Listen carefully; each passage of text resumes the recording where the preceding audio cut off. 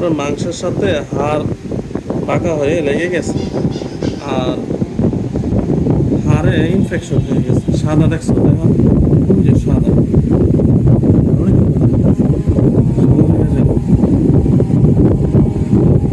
ওই যে ভিতরে, ওই যে দেখছো এই সাদাটা কিন্তু ইনফেকশন হয়ে গেছে হাড়ের সাথে মাংসের সাথে লেগে গেছে। এই কারণে তোমার দেখো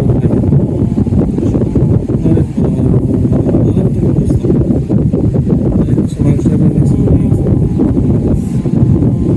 পানি যখন ফুলে যায় বা ঠান্ডা লাগে, ধুলাবালি যায়, তাহলে যে নিচে মাংসটা চলে গেছে না, এটা আবার উপর দিয়ে তারপর নাক টোটাল বন্ধ হয়ে যায়, নাকি ইনফেকশন হয়ে গেছে।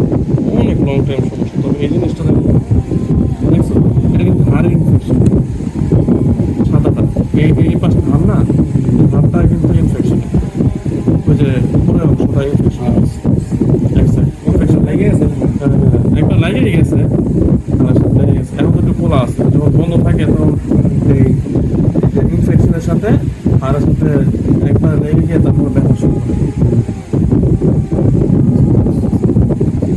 এগুলো আসলে অবহেলার কারণে হয়। এদের চিকিৎসা না করতে করতে সময় দেখা গেছে যা বলে দিতে পারে না, তখন এদিকেও পায় না ওইদিকেও পায় না, ডাক্তারের কাছে গেলে ডাক্তার অপারেশন করার কথা বলে, আর হোমিওপ্যাথি নিলে তো আর কিছুই হয় না। এগুলো স্প্রে ড্রপের মতো কাজ হয়। একটু যত্ন মতো নিবে, স্পষ্ট দেখা যায় বুঝে গেছে।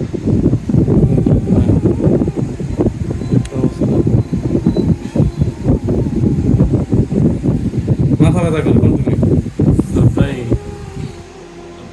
আটটা এই তাল থেকে কপাল মানে আটটা দূর আছে এরকম মনে হচ্ছে। না। এটা এটা কি খারাপ লাগে? এই পাশটা খারাপ লাগে না এই পাশ খারাপ লাগে, কিন্তু এই পাশটা খারাপ। বন্ধ বেশি আর কি। ডায়াবেটিস আছে? না, নাকে আনলে কোনো সমস্যা হবে না, খালি আমার মাথা ভাত বাসার বেলা কাম করে। এটা সাইনাসের সমস্যা, মানে আমাদের সাইনাসের অংশ চামড়ার নিচে থাকে, হাতের নিচে ফাঁকা অংশ থাকে। এই যে দেখেন, দেখছেন? এই সাইনাসের ইনফেকশনগুলো এই পাশে, এটা নরমাল। এটা সাইনাসের ইনফেকশন। যখন লং টাইম নাক বন্ধ থাকে তখন এই সাইনাসের এখানে মিউকাস, সর্দির আঠালো পানি জমা হয়ে লং টাইম এভাবে থাকে, এটা শুরু হয়ে যায়। তা আপনার এখন ভিতরে আমি ভিতরে বসে আপনি দেখেন, ভিতরে হাড় বেড়ে গিয়ে ইনফেকশন হয়ে গেছে।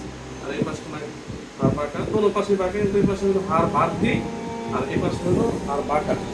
আর এই পাশে হলো হাড়ে ইনফেকশন হয়ে গেছে, এই পাশে মাংস বৃদ্ধিতে একবারে লেগে গেছে।